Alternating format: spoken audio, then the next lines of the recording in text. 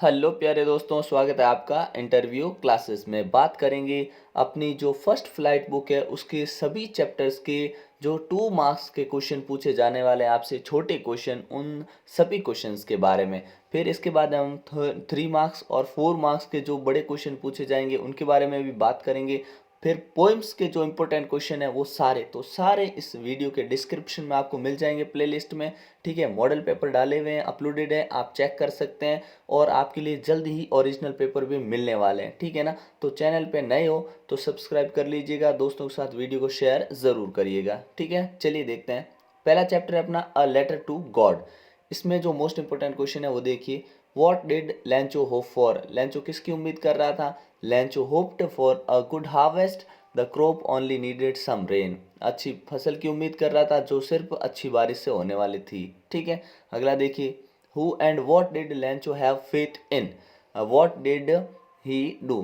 लैंचो का किस में विश्वास था और फिर उसने क्या किया? तो देखिए, लैंचो हैड फेथ इन गॉड, भगवान में उसको बहुत भरोसा था। ही wrote a letter, उसने एक पत्र लिखा to God asking for 100 pesos, और उसने 100 पेसोज की डिमांड की to buy food and for seeds, ताकि वो अपने लिए भोजन ले सके, खरीद सके, बीज खरीद सके। ठीक है, अगला है who reads the letter. Letter किसने पढ़ा? तो the post master reads the letter. Next है वॉट मेड लैंचो एंग्री। किस बात से लैंचो गुस्सा हो गया?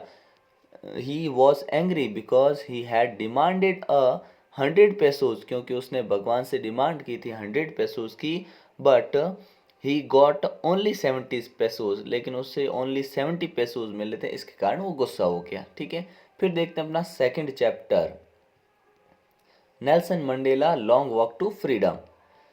What does Mandela thank the international leaders for. Mandela international leaders का किस बात के लिए धन्यवाद करते हैं?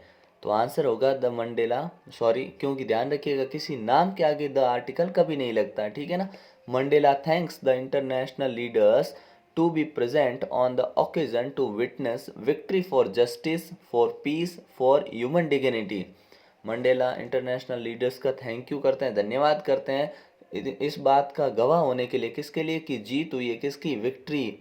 विक्ट्री किसकी हुई? Justice, peace and human dignity, न्याय की, शांति की और मानवता की जीत हुई। इसके कारण वो उनका धन्यवाद करते हैं, क्योंकि वो लोग इस बात के लिए आज गवाह हैं, आए हैं उधर।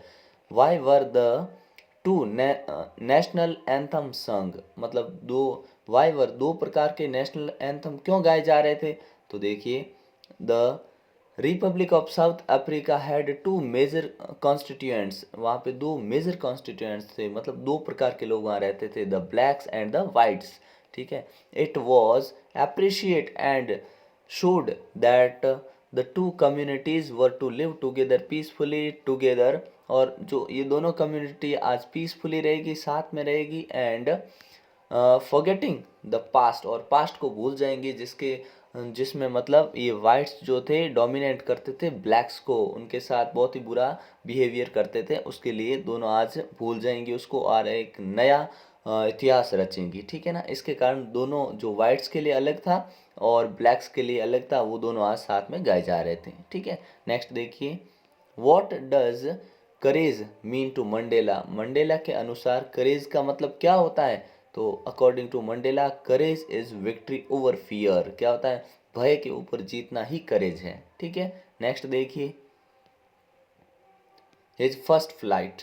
फर्स्ट फ्लाइट में देखिए, why was the young seagull afraid to fly. ये जो छोटा सीगल था वो क्यों डरता था उड़ने से?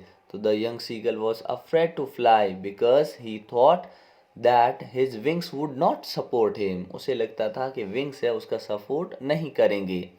What compelled the young seagull to fly finally. किस कारण आखिर में वो उड़ पाया? तो देखिए, the sight of the fish compelled, जो उसने फिश को देखा तो उसकी वजह से, to make a desperate attempt to fly at this moment his hunger overpowered his fear. तो उसकी भूख इतनी ज़्यादा बढ़ गई थी कि उसके भय से ज़्यादा उसकी भूख हो गई थी, उसके कारण उसे आखिर में उड़ना पड़ा।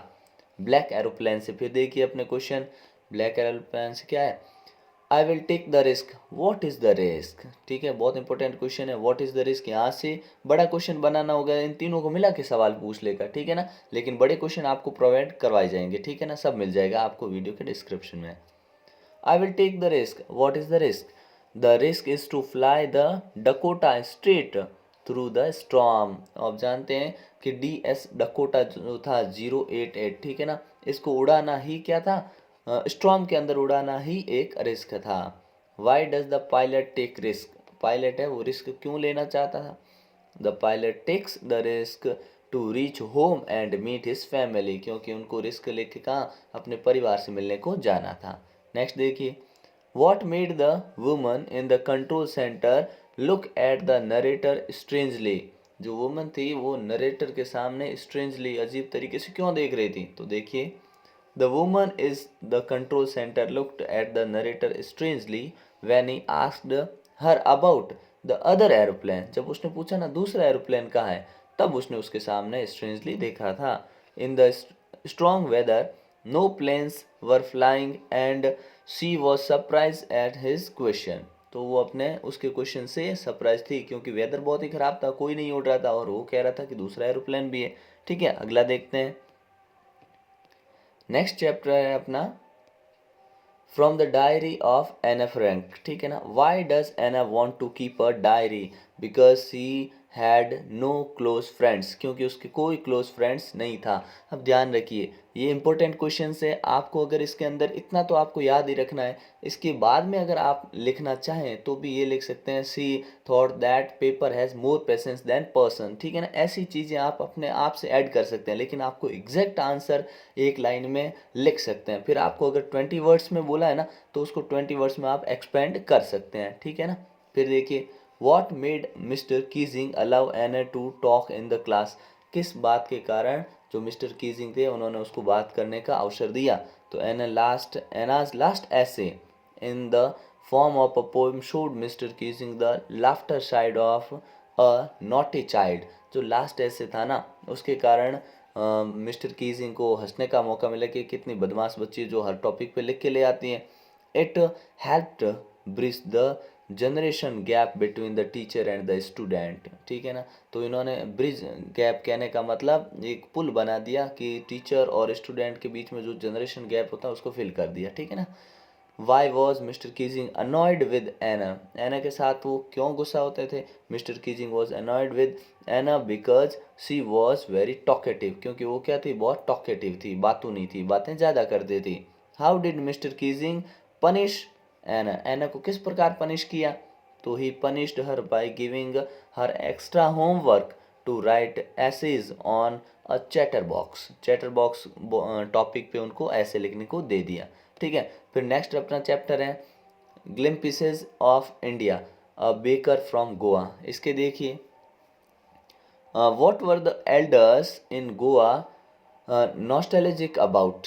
तो देखिए, they were nostalgic about their old Portuguese days. तो वो किस बात को याद करते हैं, जो उनके ओल्ड पुर्तगीज डे थे उनके बारे में। What is the baker called in Goa, Goa में बेकर को क्या कहते हैं, the baker is called pader in Goa, pader कहा जाता है उसको।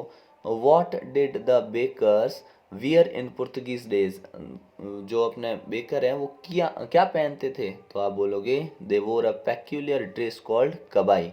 ठीक है ना, तो उनकी एक ड्रेस होती थी जिसको कबाई कहते थे, ठीक है ना, उस प्रकार की ड्रेस वो पहनते थे। फिर कुर्ग के देखें, वेयर इज कुर्ग, तो it is situated Midway between Mysore and the coastal town of Mangalore. ठीक है ना, मैसूर और कोस्टल टाउन मैंगलोर के टाउन मैंगलोर के बीच में ये जगह कुर्ग पड़ती है, ठीक है। What is the main crop of Coorg, Coorg की मेन क्रॉप क्या है, coffee is the main crop of Coorg, Coorg की मेन क्रॉप है वो कॉफी है, ठीक है। अगला देखते हैं, tea from Assam. Why was Rajvir excited to see the tea garden, Rajvir tea garden देखने के लिए इतना एक्साइटेड क्यों था। Rajvir was excited to see the tea garden because he had never seen a tea garden before, क्योंकि पहले कभी देखा नहीं था, ठीक है। Mijbil the otter, what did Mij do to the box, box के साथ मिस ने क्या किया, Mij store the metal in inning of the box to escape, बचने के लिए उसने उसको फाड़ दिया था। ठीक है, अगला देखिए, मैडम राइड्स द बस, इसका देखिए important question, what was Willie's favourite pastime. ठीक है, फेवरेट पास टाइम क्या था विली का? Willie's favourite pastime was standing in the front of doorway of her house and watching what was happening in the street outside. तो उसका time pass क्या था कि वो डोरवे, दरवाजे के पास खड़ा होता और पूरा सब कुछ देखता रहता। ठीक है ना। द सरमन एट बनारस, तो इसके इंपॉर्टेंट देखिए, how can one attend peace of mind according to Buddha, Buddha के अनुसार कोई भी माइंड की जो शांति होती है कैसे हासिल कर सकता है? तो देखिए, one who gets rid of grip and complaints can attend peace of mind. अगर कोई rid ऑफ छुटकारा पा ले किस चीज़ से? ग्रिप दुख से, और कंप्लेन शिकायतों से, तो फिर वो क्या हासिल कर सकता है? Attain peace of mind. ठीक है ना। अगला देखते हैं, नेक्स्ट है, who is Lomov and why does he visit Chubukov. ठीक है, तो Lomov is a rich landlord and he visit Chubukov to ask the hand of his daughter in marriage. तो ये क्यों गया उनके पास उनकी पुत्री का हाथ मांगने? ठीक है ना। फिर ये पोइम्स है, इसके मोस्ट इंपॉर्टेंट क्वेश्चंस आपको नीचे डिस्क्रिप्शन में वीडियो मिल जाएगा। ठीक है ना, आप वहाँ जाकर देख सकते हैं। ठीक है, और आपके लिए शानदार पेपर अपलोड किए जा रहे हैं, तो उनसे आप अच्छी प्रैक्टिस कर पाएंगे। ठीक है, मिलते हैं नेक्स्ट पार्ट में, तब तक के लिए जय हिंद जय भारत।